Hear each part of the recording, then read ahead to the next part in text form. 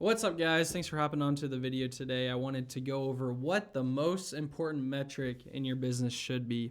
I hear a lot of agents talk about, hey, what's the cost per lead? What's the lead quality? What's this? What's that? What's everything? And I think a lot of agents are missing the most important one. Now, before we get into that, I want you guys to like, subscribe, and comment below because I want more agents to see my content, okay? But here's what a lot of agents are missing. They're missing cost of acquisition. I think a lot of agents are fixated on, hey, what's my cost per lead? What does Facebook say? Is my cost per lead $7? Is it $15? Is it $27? What does that look like? Or maybe it's direct mail. Maybe they're looking at the return rate on them. Did I get 1%? Did I get 0.5%? Did I get 1.7%?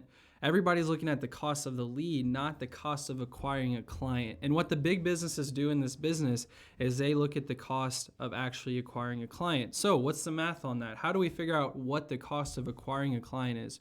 Well, you just look at a closing ratio. Let's say you have a 15% closing ratio over the phone.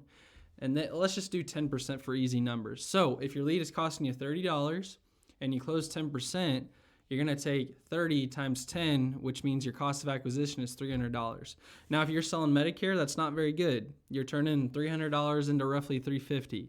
If you're selling final expense, that's pretty solid. You're turning $300 into, let's just say, $700. If you're selling mortgage protection, that's really good. You're turning $300 into maybe $1,200. And so you need to look at each individual business. Hey, what are you selling? What does our cost per lead need to be? And most importantly, what is our cost of acquisition need to be? I think too many agents are focusing on, like I said, the cost per lead. And then another side is the agent who just focuses on close percentage.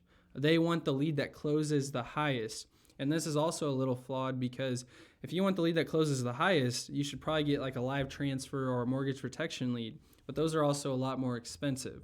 So if you look at what's in between the two, it's the cost of acquisition. Closing, cost per lead.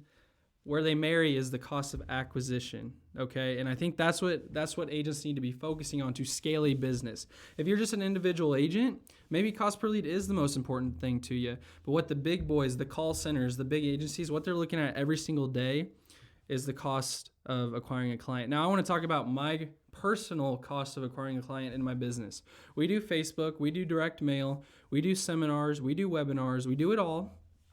And there's different costs of acquisition with each one. With Medicare Supplement Facebook leads, we're seeing about $140.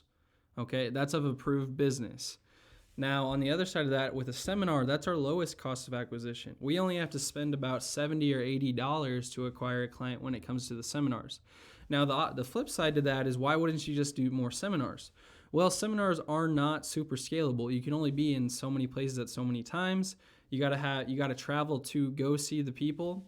Whereas Facebook leads, I can sit in my office back here and I can call those all day, and I can get a lead in Washington and Maine and Florida and Alaska and sell those wherever I want to sell them. So whenever you're looking at CPAs or cost per acquisition, you also want to look at how scalable, look at my mic freaking out on me, but you also want to look at how scalable that CPA is, all right? So guys, if you're looking at your business, don't look at cost per lead, don't look at closing rate, look at cost of acquisition.